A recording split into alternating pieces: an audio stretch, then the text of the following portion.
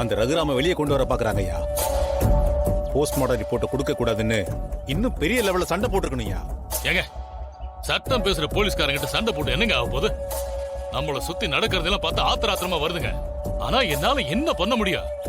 என்னால எதுவுமே தடுக்க முடியலையே.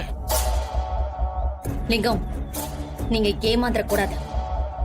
உங்க பொண்ணு கொன்னவங்களுக்கு நம்ம தக்க தண்டனை வாங்கி கொடுக்கணும். இத பாருங்க, போலீஸ்காரங்க அது இதுன்னு சொல்லி மழுப்பதான் பாப்பாங்க. நம்ம தான் ஸ்ட்ராங்கா இருந்து உங்க பொண்ணுக்கு வேண்டிய நீதியை வாங்கணும். இப்ப பாருங்க, ரிப்போர்ட்காகவே வந்திருக்காங்க. இன்னும் அவங்க என்னென்னலாம் பண்ண மாட்டாங்க. அவங்கள சும்மா விடக்கூடாது. என் பொண்ணை கொன்னுட்டு வருத்தமே இல்லாம இதுங்க மட்டும் சந்தோஷமா வாழணுமா? இப்படி வெக்கங்கெட்டு வாழ்றத விட நாண்டுகிட்டு சாவலாம். ஏங்க, இப்ப எதுக்காக எங்களுக்கு தேவையில்லாம பேசிட்டு இருக்கீங்க? என் பெரியப்பாவையும் சீனவையும் காப்பாத்துறதுக்காக மட்டும் இந்த போஸ்ட்மார்ட்டம் ரிப்போர்ட்டை நான் வாங்கல. உங்க பொண்ணு கொலை செய்யப்பட்டிருக்கான்னு ஆதாரம் கிடைச்சிருக்கு. அவளை கொன்னவங்க யாருங்கிற உண்மையை கண்டுபிடிக்கதான் நாங்க இந்த ரிப்போர்ட்டை வாங்கியிருக்கோம். எது உண்மை? எதுமா உண்மை?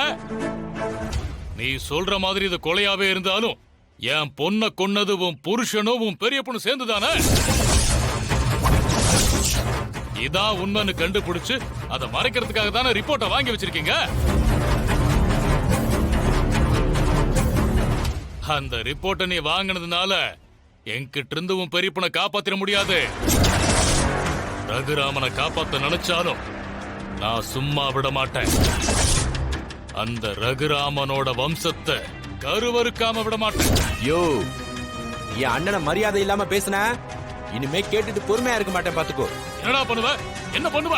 அப்படித்தானா பேசுவேன். உன் அண்ணன் ஒரு கொலகார, அயோக்கியம், பொறுக்கிடா. எங்களை நம்ப வச்சு முதுகலை குத்துன துரோகிடா அவன். அவனுக்கு என்னடா மரியாதை? ஏய் லிங்கம், போதும், இதோட நிறுத்திக்கோங்க. உங்க பொண்ணு இறக்கிறதுக்கு முன்னாடி வரைக்கும் என்ன பேசிட்டு இருந்தீங்க? இப்ப என்ன பேசிக்கிட்டு இருக்கீங்க? என் பெரியப்பா உங்க மகளுக்காக என்னெல்லாம் பண்ணிருக்காருன்னு ஒரு நிமிஷம் யோசிச்சு பாருங்க. பல கோடி ரூபாய் மதிப்புள்ள இடத்தையே எழுதி வைக்கிறேன்னு சொன்னவரு, கல்யாண செலவு அத்தனையும் ஏத்துக்கிட்டவரு.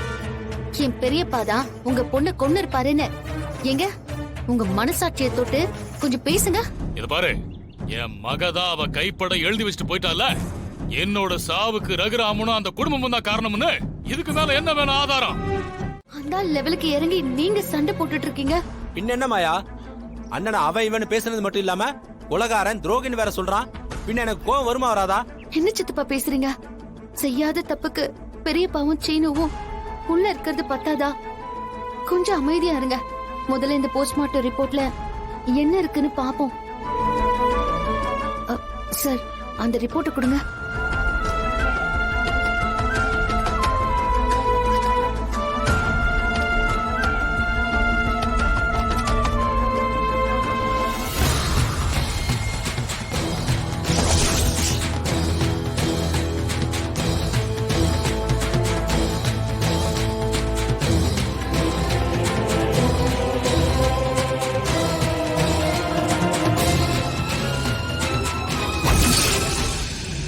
மாயா, இதுல என்ன மாயா போட்டிருக்கு?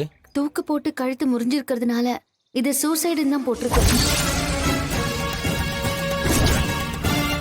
லாயர் சார், மாயா கொடுத்த போட்டோவை காட்டி இது கொலையா இருக்கலாம்னு சொன்னீங்களே, அப்புறம் எப்படி இது தற்கொலைன்னு ரிப்போர்ட் வந்திருக்க முடியும்? கொலை பண்ணிட்டு கூட தூக்குல தொங்க விட்டுருக்கலாம். ஆனா கொலை நடந்திருக்கலாம்னு எந்த ஒரு பாயிண்டும் இந்த ரிப்போர்ட்ல இல்லையே. மாயா, என்கிட்ட போஸ்ட்மார்டம் ரிப்போர்ட் இருக்கான்னு கேட்டீங்களே, எதுக்காக அப்படி கேட்டீங்க?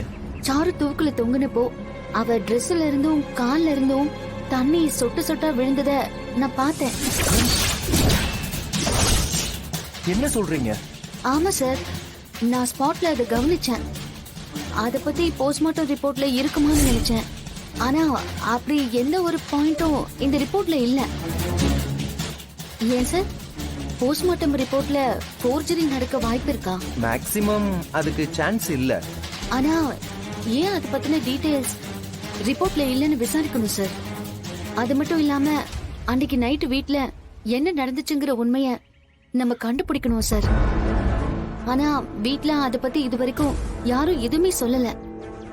அன்னைக்கு என்ன நடந்திருக்கோங்கிறது சாருவுக்கு மட்டும்தான் தெரிஞ்சிருக்கோன்னு நினைக்கிறேன். மாயா நீ சொல்றது எல்லாமே சரிதான். ஆனா இது எல்லாத்துக்கும் விட தெரிஞ்சாதானே அண்ணனையும் சீனுவையும் காப்பாத்த முடியும். எப்படி மாயா நம்ம இந்த உண்மையெல்லாம் கண்டுபிடிக்க போறோம்? ஒண்ணுமே புரிய மாட்டேங்குதே. சித்தப்பா, உண்மைகளை கண்டுபிடிக்க எந்த எல்லைக்கு போகணும்னாலும் நம்ம போய் தான் ஆகணும். எப்படியாவது பெரியப்பாவையும் சீனுவையும் வெளியில கொண்டு வந்துதான் ஆகணும். சார், அது கொடுங்க. இந்தாங்க. சித்தப்பா, நம்ம கிளம்பலாம். சரிங்க சார், நாம போன வாங்க. வா.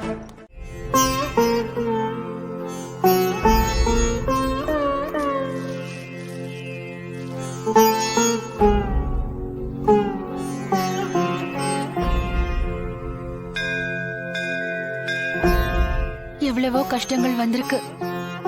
அப்போலாம் எங்களுக்கு துணையா நீதான் இருந்திருக்க. இப்போவும் மலை போல ஒரு கஷ்டம் வந்திருக்கு.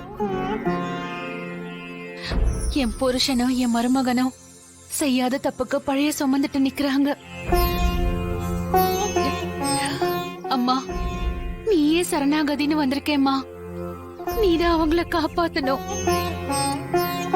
என் புருஷன் சிங்கம் போல தலை நிமிர்ந்து நடந்தவரு இப்ப ஜெயில இருக்காரு.